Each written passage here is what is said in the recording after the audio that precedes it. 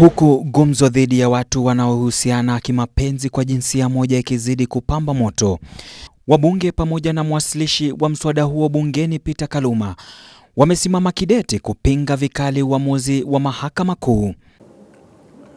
Homosexuality, which is in simple language sodomy, contradicts the values stated above.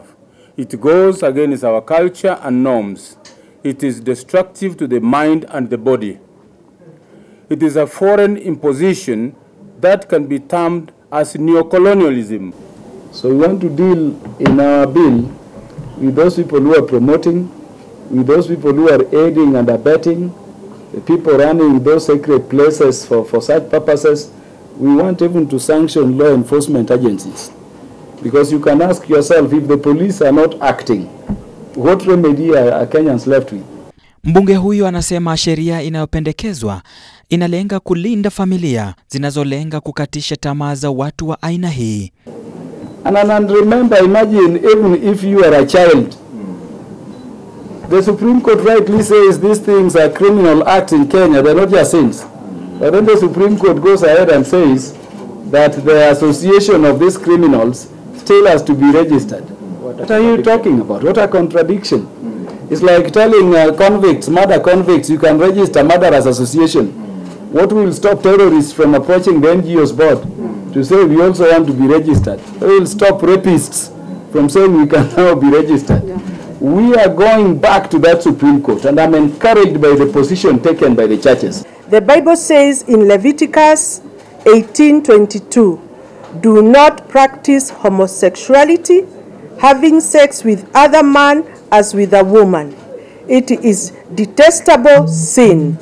It continues to say in Leviticus 20 verse 13, if a man practices homosexuality, having sex with another man as with a woman, both men have committed detestable act.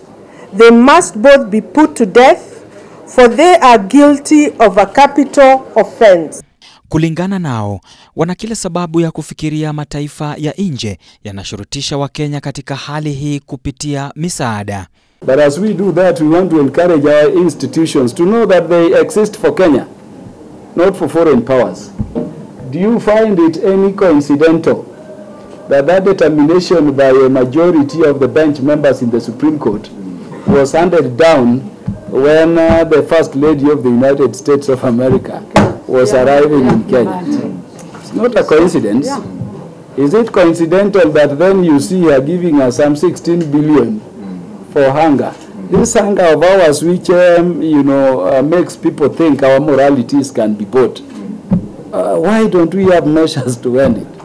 If you check at some of the books that were being introduced in Kenya, really they are at the center of promoting these homosexuality practices. And therefore, Kenyan institutions should be on high alert so that materials that can destroy our children, our schools, and the health system should be blocked from these institutions. And more so on the social media and our TV stations. We have taken note that the cartoons that are being played in our TVs, recently all of them are connected with sending the message of homosexuality. It is okay for parents to be of one gender, and they adapt. This we have noticed a lot. Kulingana na Mheshimiwa Kaluma, hivi ni vita vya Wanakenya dhidi ya Sodoma na Gomora. I was a short while back in a foreign country, and you can imagine being approached by a fellow man asking me to go out and mess with him, sleep with him. And the guy has the audacity to tell me I look nicely round. What a level of perversion. So I'm telling our people that this is an enterprise which is going on. There is no reverse gear, and it is going to succeed. On the day this bill is going to be tabled, it is going to be Kenya versus Sodom and Gomorrah, the other side. Yeah.